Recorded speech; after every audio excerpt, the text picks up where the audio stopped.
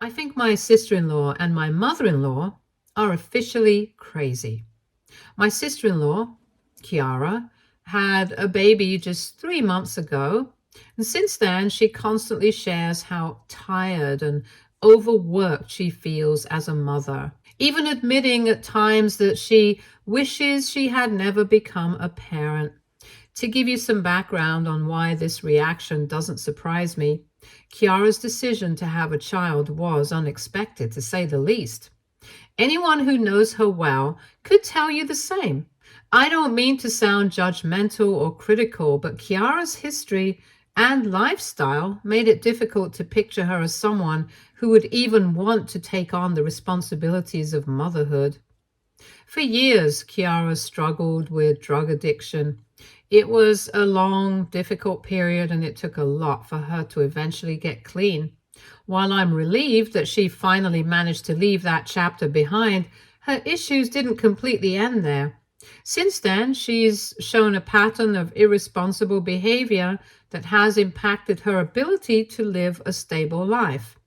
She's had difficulty holding down jobs. She constantly gets into conflicts with coworkers and argues with everyone over even minor things. It isn't unusual for her to turn up late or even skip shifts altogether simply because she doesn't feel like going to work.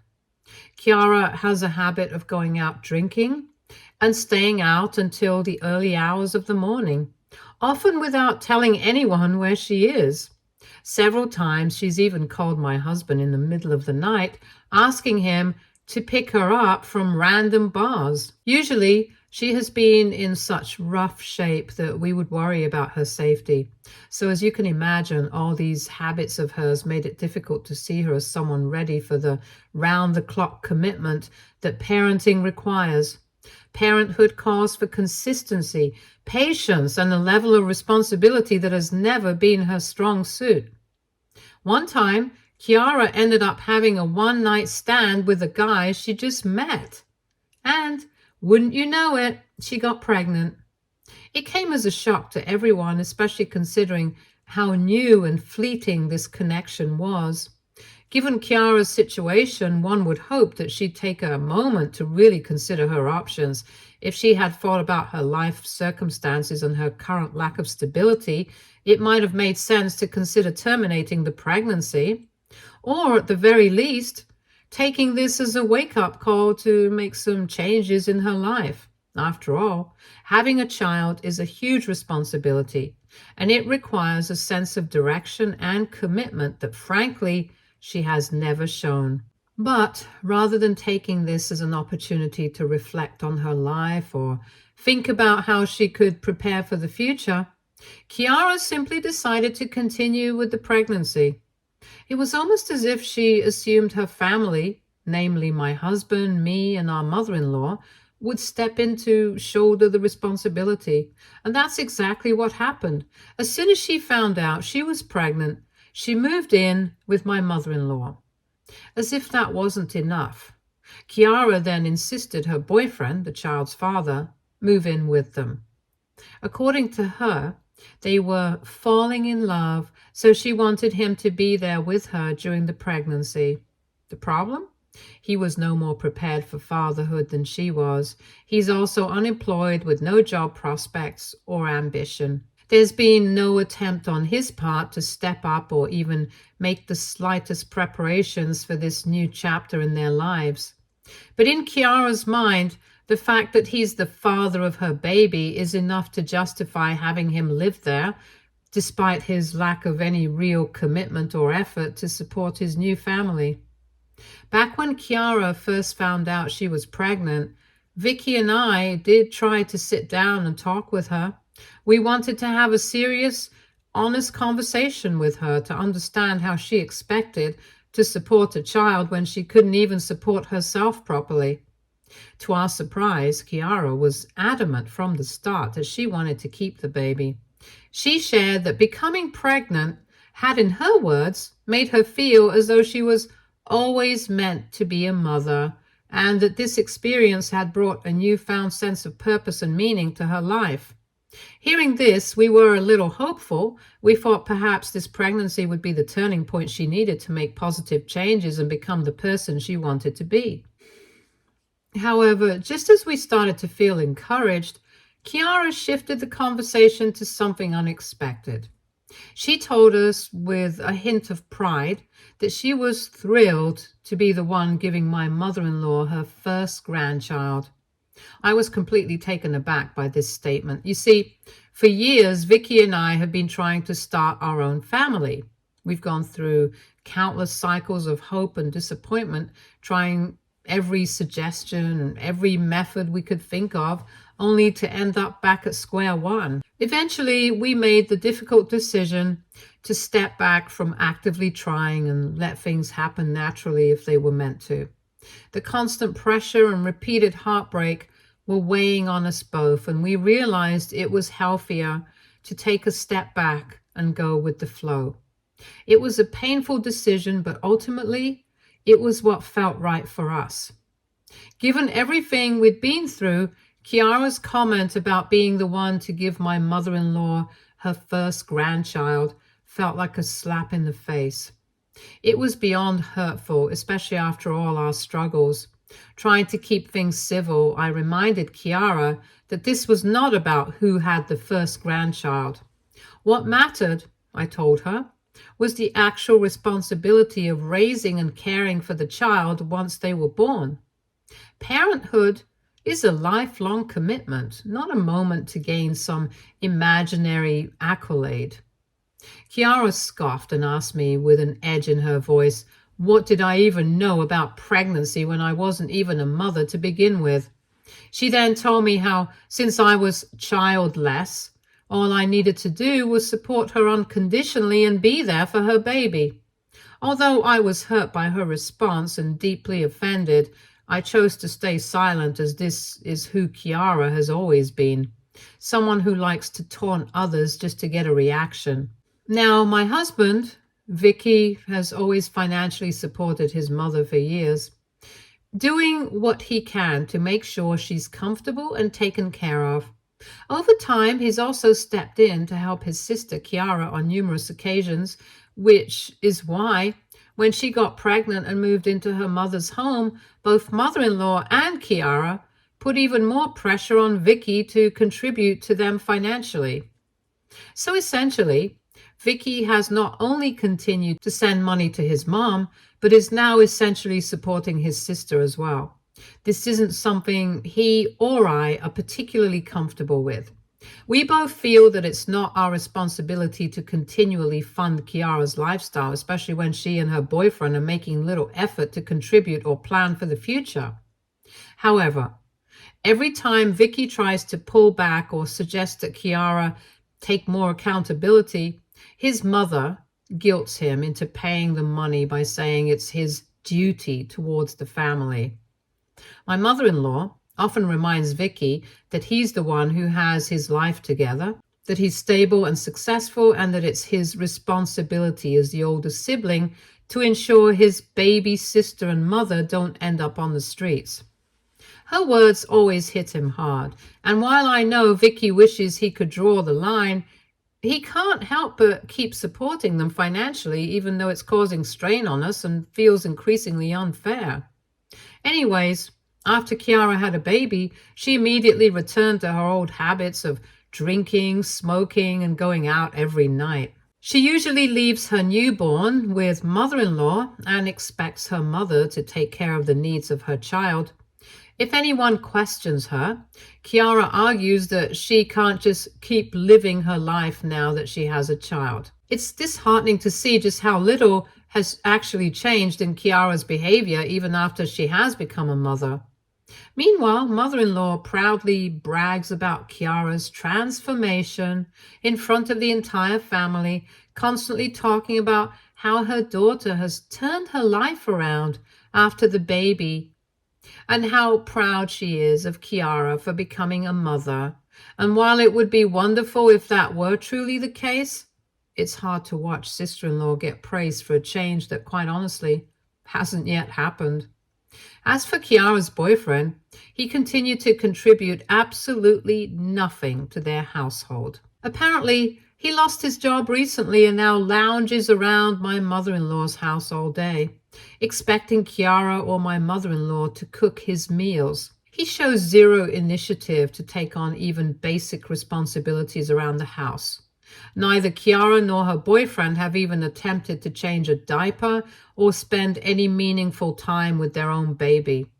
It's embarrassing, honestly, to see both of them act with such disregard for the life they brought into the world. They treat parenting like a title they've earned, not an ongoing commitment that requires actual work. Both of them are so busy ignoring their son's existence that Vicky and I, despite our own struggles with fertility, have in fact ended up spending more time with our nephew than his own parents have. It's difficult to watch this little boy, so innocent and dependent, being raised in an environment where his parents seem barely aware of his presence, let alone his needs. Several times, Vicky has tried to sit Kiara down and urge her to be a more present mother to her kid. On 2 separate occasions, I was right there as he gently but firmly encouraged her to focus more on the baby, but each time, Kiara became defensive and confrontational. She would raise her voice and argue back, saying that Vicky had no business telling her how to parent since he doesn't have children of his own. According to her, my husband doesn't know what he's talking about simply because he hasn't experienced parenthood firsthand. She has even insisted that being a parent is far harder than it looks, complaining that the constant presence of her baby exhausts her. She has expressed how overwhelming it feels to be around her son all the time, as if she's somehow burdened by his dependency. Then, just yesterday, Kiara and my mother-in-law invited us for a family lunch at their place, which surprised us. Family lunches are rare, so Vicky and I sensed right away that there was something more to this gathering than just a casual meal. As we sat down, we braced ourselves, wondering what the real reason was behind this sudden family get-together.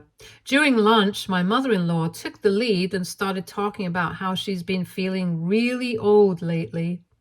She mentioned how raising her own 2 children had been a full-time job, and now in her later years, she finally needs to take a step back and get some rest. This was understandable. Mother-in-law had been shouldering most of Kiara's parenting responsibilities for the past several months, essentially stepping in as the primary caregiver for her grandchild. We assumed this was her way of saying she had reached her breaking point and was finally going to talk to Kiara about taking more responsibility for her own child. But then the conversation took a surprising turn.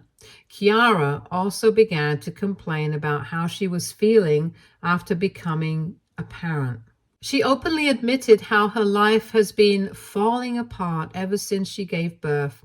Her tone was filled with frustration and regret as she talked about how much she was struggling with the reality of motherhood.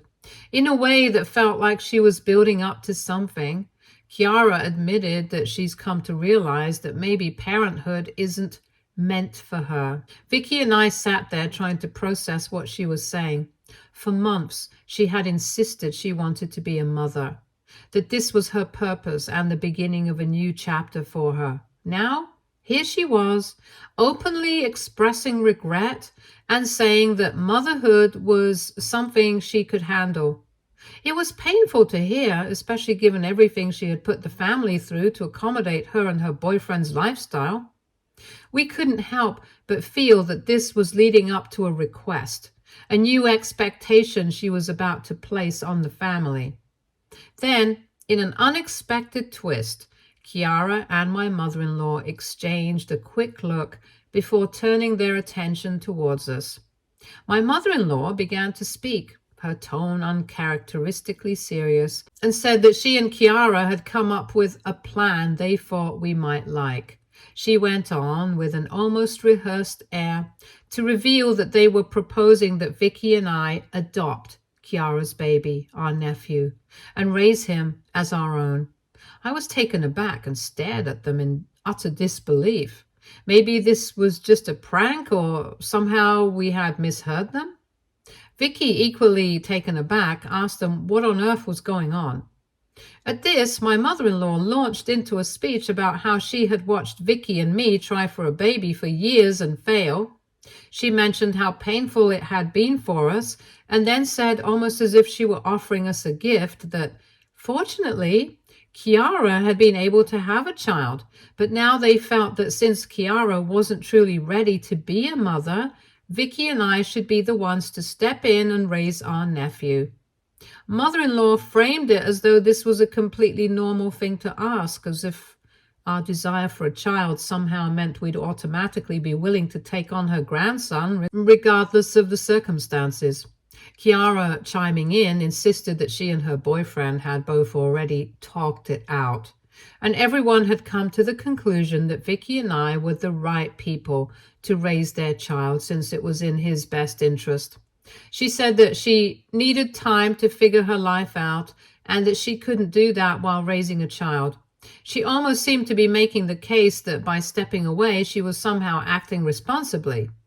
She wanted us to assume the role of his parents, raising him until he was grown and could care for himself. Sister-in-law's boyfriend sat right next to her and nodded in agreement as if it were a reasonable and thoughtful solution, something that would benefit everyone involved. The entire situation felt surreal. Who offers to give up their child to someone else nonchalantly? It pissed me off at how little they seemed to have put into the gravity of what they were asking of us. I told Kiara flat out that there was no way she could expect Vicky and me to just swoop in and take on the responsibility of raising her child just because she wasn't prepared to do it herself. I reminded her that we'd already tried several times to have serious conversations with her about the realities of parenthood before her baby was even born. Every single time she'd brush us off, ignored our advice, and insisted that she was meant to be a mother and that she knew what she was doing. Now, after disregarding everything we'd said, she had the nerve to ask us to step in and fix things for her. Absolutely not. We weren't about to bail her out of the consequences of her own choices once again. Vicky was just as outraged. He turned to his mother and scolded her for even suggesting such a ridiculous idea. He pointed out that we had already done more than our fair share in supporting both her and Kiara emotionally and financially, time and time again. Now, he couldn't believe that mother-in-law was actively encouraging Kiara to abandon her responsibilities and hand her child over to us as if it were the obvious solution. Despite our clear refusal, my mother-in-law did not give up. She started in on her usual guilt tactics, pleading with Vicky to think about the future of his nephew and insisted that the baby deserved to be raised by us in a stable home where we could provide him with everything he needed. She described that Kiara was drowning as a parent and claimed all she needed was a break to get her back on her feet. Kiara chimed in, insisting that she would still be involved and would visit her son as much as possible. She kept saying she trusted us to be good parents, as if that was supposed to be some sort of consolation. Sister-in-law genuinely seemed to believe that this half-hearted part-time parenting arrangement was a reasonable option, one where she could drop in whenever she wanted to, without any of the real responsibilities. At that moment, it became painfully clear that they saw us as the easy answer to their problems without a single thought for how this would impact us or the future of this innocent child they were so ready to hand over. By this point, my frustration had reached its breaking point. I told Kiara in no uncertain terms that she could not just hand her son off to us and expect us to do all the heavy lifting while she went off and lived her life. She had made her bed, and now it was time for her to lie in it. She couldn't keep running away from responsibility and dumping it on us, hoping we'd pick up the pieces every time she decided she didn't want to face the consequences of her actions. Kiara seemed absolutely outraged that I was pushing back and saying no to her request. The audacity of the situation made me even more upset, so I added that Vicky and I were done helping her and my mother-in-law out financially. I pointed out that despite all the money we had given them over the years, they clearly had no respect for us.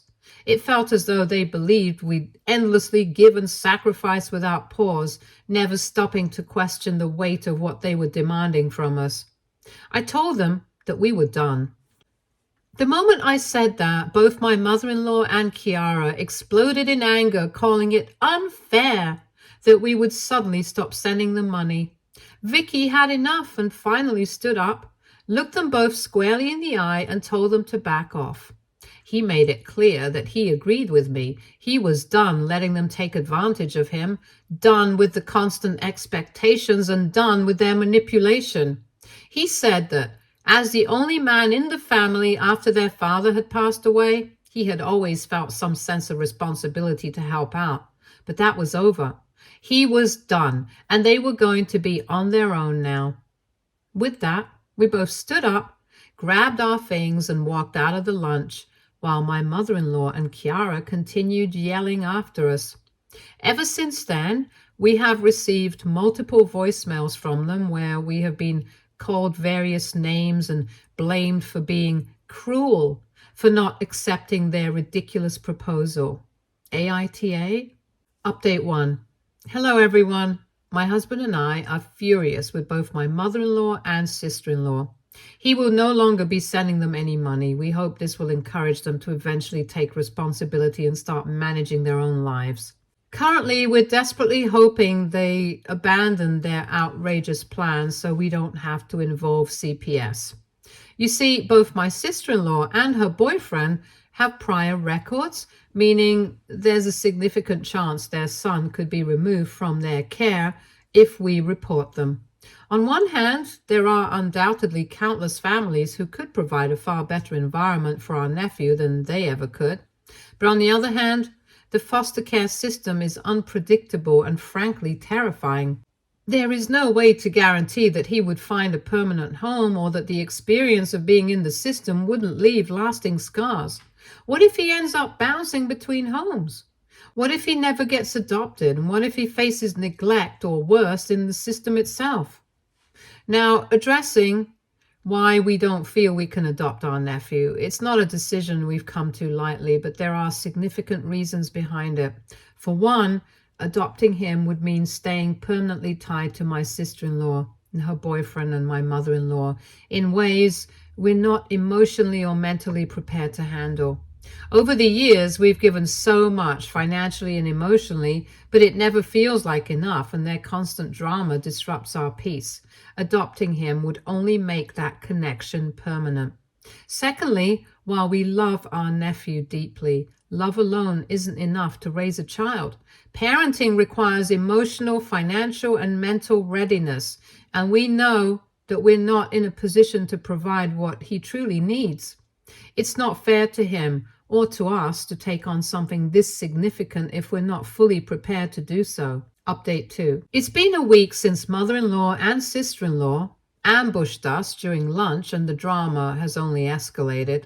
Yesterday, mother-in-law and sister-in-law came to my house while my husband Vicky was out at work.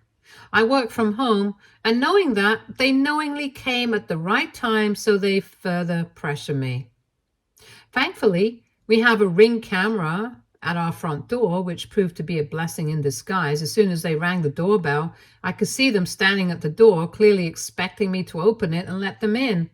But I wasn't going to do that. I spoke to them through the camera and told them that Vicky wasn't here, so if they wanted to reach him, they could give him a call and wait for him to respond back. Hearing this, mother-in-law started saying that they were there for me.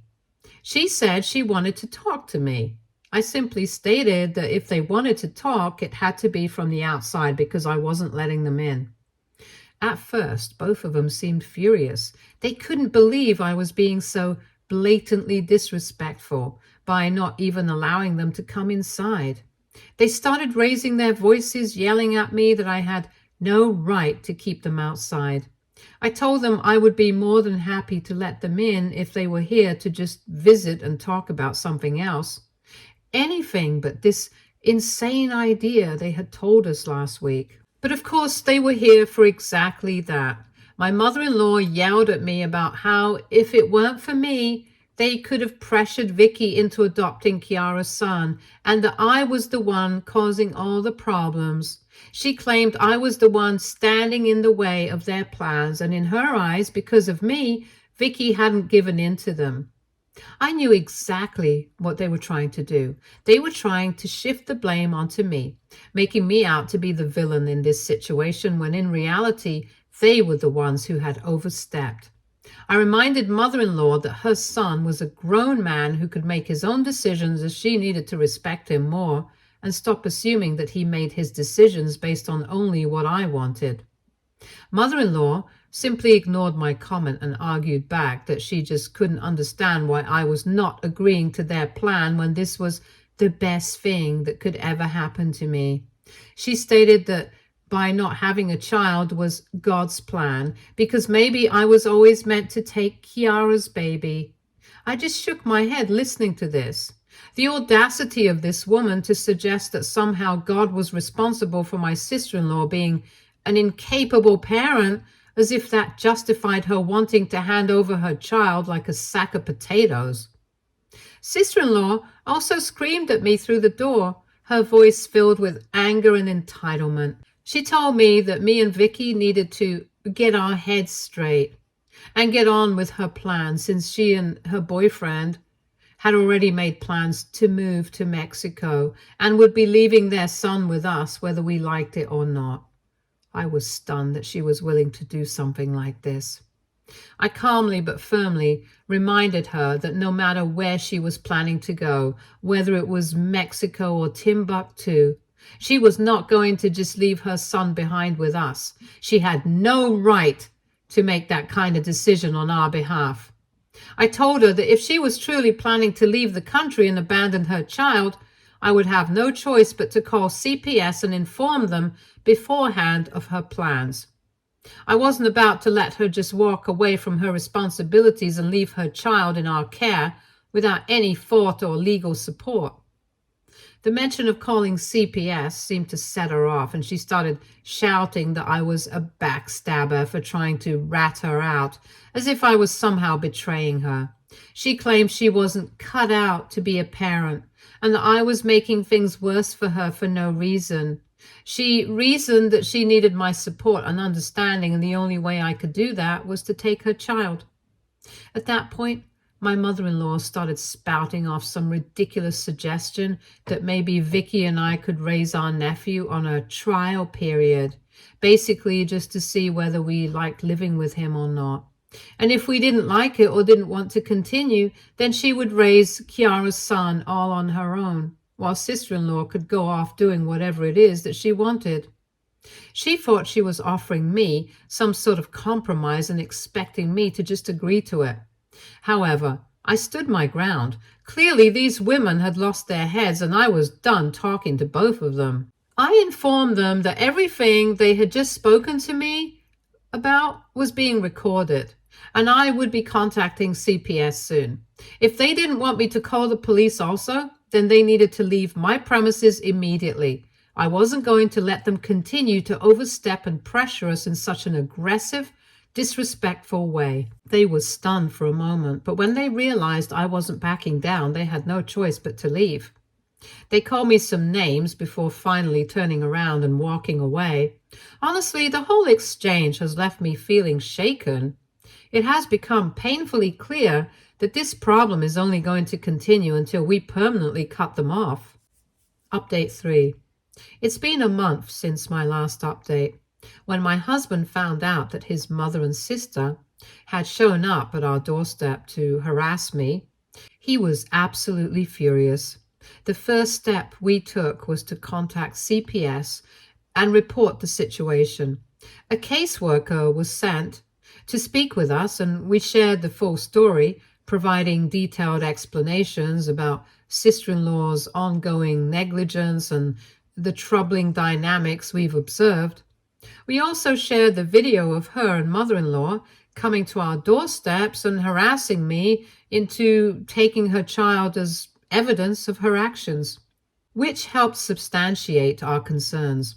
However, when CPS went to talk to her, sister-in-law immediately changed her tune and claimed she was playing a prank on us and that she would never voluntarily give up her child.